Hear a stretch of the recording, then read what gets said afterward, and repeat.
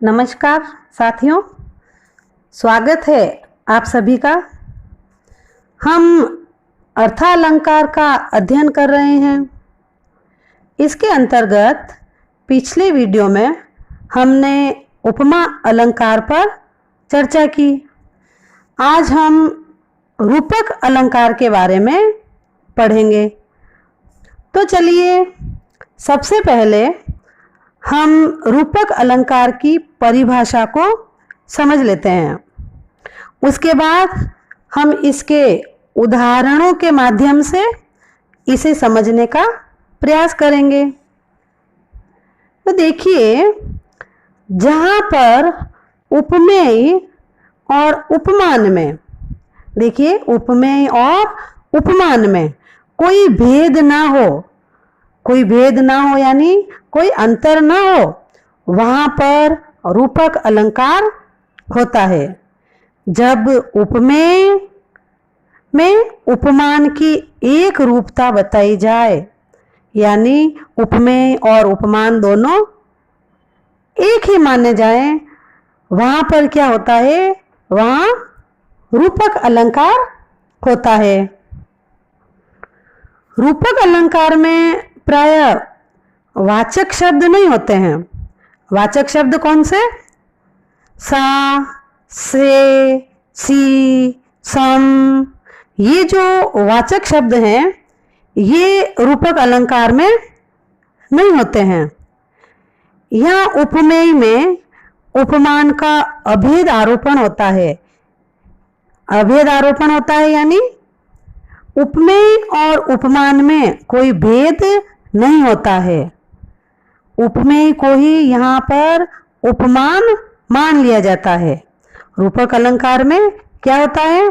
यहाँ पर उपमेय को ही उपमान मान लिया जाता है। तो देखिए, यहाँ पर शब्द आए हैं उपमेय और उपमान।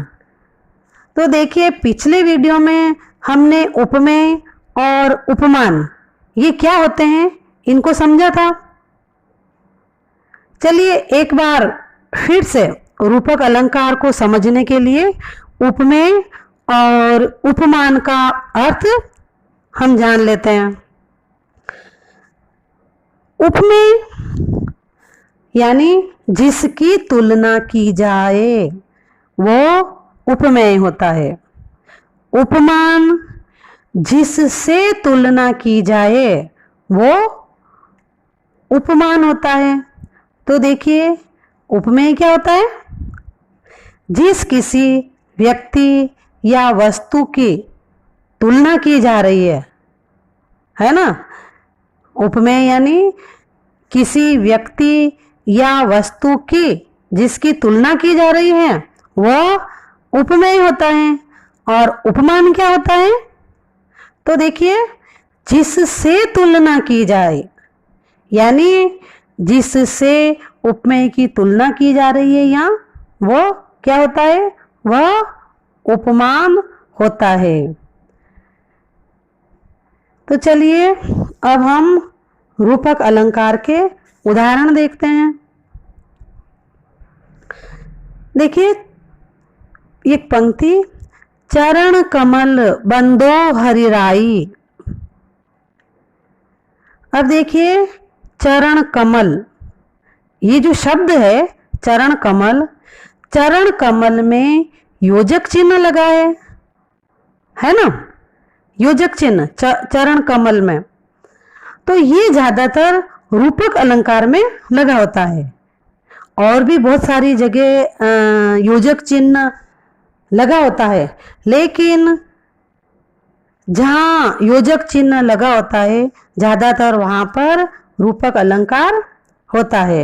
रूपक अलंकार को समझने के लिए योजक चिन्ह को देखकर हम रूपक अलंकार की पहचान कर सकते हैं।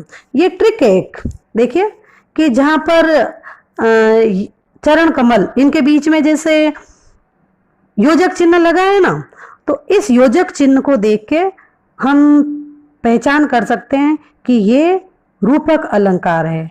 अब यहाँ पे देखिए, चरण कमल बंदो हरिराई, इसमें चरण उपमेय है उपमेय क्यों है? क्योंकि इसकी तुलना की जा रही है। उपमेय होता है जिसकी तुलना की जाए वो उपमेय होता है। तो यहाँ चरण की तुलना की जा रही है और कमल उपमान है। अब ये उपमान क्यों है? क्योंकि जिससे तुलना की जाए वो क्या होता है? वो उपमान होता है। तो देखिए, चरण कमल बंदो हरिराई, जिसकी तुलना की जाए वो उपमेय होता है। तो देखिए, चरण की तुलना की गई है ना। यहाँ पर किसकी तुलना हो रही है? चरण की तुलना। चरण की तुलना की गई है और जिससे तुलना की जाए वो क्या होता है? उपमान। तो यहाँ कमल से तुलना की जा रही है, तो कमल यहाँ पर क्या है? उपमान। यहाँ पर देखिए, चरण कमल, तो चरण ही कमल है, कोई भेद नहीं है। चरण और कमल में कोई अंतर नहीं है। यहाँ पर चरण ही कमल है। चरण कमल जैसे चरण नहीं है ना।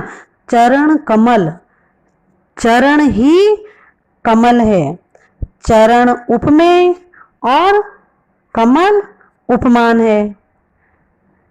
देखिए, चरण ही कमल है अर्थात उपमेय और उपमान में कोई भेद नहीं है। चरण कमल में कोई भेद नहीं है, कोई अंतर नहीं है। तो साफ है, यहाँ रूपक अलंकार है ना। ये हमने एक उदाहरण देखा। चलिए एक और उदाहरण देखते हैं और रूपक अलंकार को समझते हैं। देखिए, मीरा जी का एक पद है, पायो जी मैंने राम रतन धन पायो, है ना। पायो जी मैंने राम रतन धन पायो। देखिए, राम रतन क्या है? उपमेय पर उपमान का आरोप। राम उपमेय और रतन उपमान है। आप देख रहे हैं, राम और रतन के बीच योजक चिन्ह है ना। राम और रतन के बीच में योजक चिन्ह लगा है। तो हमने पहले समझा था कि योजक चिन्ह यदि है तो ज्यादातर वहां क्या होता है? वहां रूपक अलंकार होता है। मीरा कह रही है कि मैंने रतन नहीं प्राप्त किया है, मैंने राम रत्न ही प्राप्त कर लिया है। यह मीरा राम जैसा रतन नहीं कह रही है कि मैंने राम जैसा रतन प्राप्त कर लिया है ना। राम जैसा रत्न नहीं, राम ही रतन है। यहाँ राम उपमेय है और रतन उपमान है, क्योंकि तुलना जिसकी हो रही है वो उपमेय है और जिससे तुलना हो रही है वो उपमान। तो यहाँ राम उपमेय है। क्यों है राम उपमेय यहाँ पर? क्योंकि इस राम की तुलना हो रही है, जिसकी तुलना हो रही है, राम की तुलना हो रही है, वो उपमेय है और रतन उपमान है। इससे रत्न से तुलना हो रही है, इसलिए ये रतन उपमान है। दोनों में अब यहाँ पर इस पंक्ति में मैंने पायो जी मैंने राम रतन धन पायो, यहाँ पर दोनों में कोई अंतर नहीं है ना। दोनों में कोई अंतर नहीं है। यहाँ पर राम ही रतन है, राम जैसा रतन नहीं है, राम ही रतन है। और देखिए, उपमेय और उपमान, राम रतन के बीच योजक चिन्ह है, तो स्पष्ट है यहाँ रूपक अलंकार है। रूपक अलंकार की पहचान है ये कि यहाँ पर जो शब्दों के बीच में है वो योजक चिन्ह लगा होता है। तो ये रूपक अलंकार, इस पंक्ति में रूपक अलंकार है। ये हमने रूपक अलंकार को समझा। तो उम्मीद करते हैं आपको वीडियो पसंद आया होगा। वीडियो पसंद आए तो लाइक करें, अपने दोस्तों के साथ शेयर करें और हमारे चैनल को ज़रूर सब्सक्राइब करें। और किसी भी अलंकार को या कोई भी टॉपिक हो उसे समझने के लिए आप पूरा वीडियो देखेंगे तो आप उसको अच्छे से समझ पाएंगे। इसलिए जब भी देखें पूरा वीडियो देखें तो आप अच्छे से उस जो बात की जा रही है जिसके बारे में उसको आप अच्छे से समझ सकें। तो अगले वीडियो में हम उत्प्रेक्षा अलंकार को समझेंगे। तब तक के लिए जय हिंद।